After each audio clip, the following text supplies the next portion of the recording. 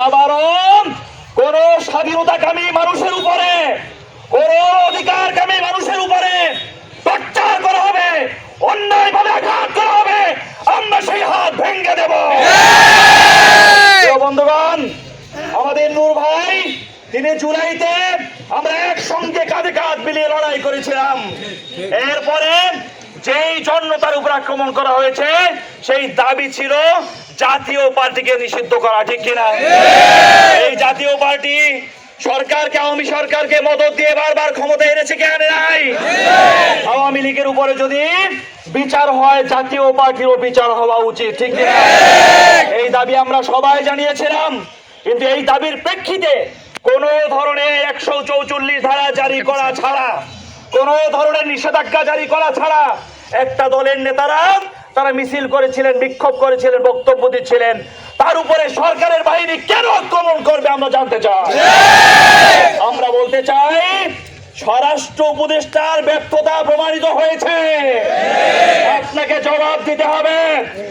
আমাদের ভাইয়ের উপরে কেন আক্রমণ করা হয়েছে, আমরা সত্য জবাব চাই। বন্ধুগণ, বর্তমান অন্তর্বর্তীকালীন সরকার প্রধান ডক্টর মোহাম্মদ ইউনূসকে বলতে চাই, আমরা তো এই জন্য আপনাকে বসাই নাই, এই জন্য তো আপনাকে বসাই নাই। আমাদের আন্দোলনের স্টেক হোল্ডাররা আক্রমণ শিকার হবে, তারা নির্যাতিত হবে, নিপীড়িত হবে, আমাদের উপরে আবারও ফ্যাসিবাদের মতো অস্ত্র তোলা হবে, লাঠি তোলা হবে। এই জন্য তো আপনাকে আমরা ক্ষমতায় বসাই নাই। ঠিক আজকে নুরু ভাইয়ের উপরে, কালকে আমার উপরে হবে না কোনো নিশ্চয়তা আছে?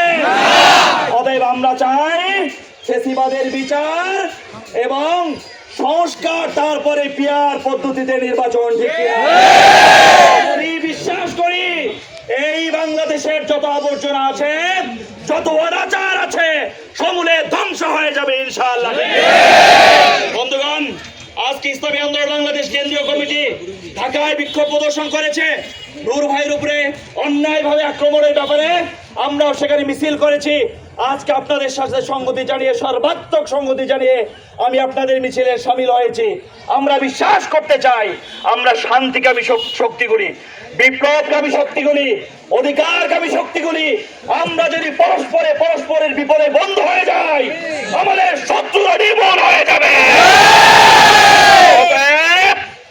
অতএব আমরা বলতে চাই, আমরা ঐক্যবদ্ধ আছি, জুলাই অক্ষুণ্ণ আছে, জুলাই ঐক্যবদ্ধ আছে, জুলাই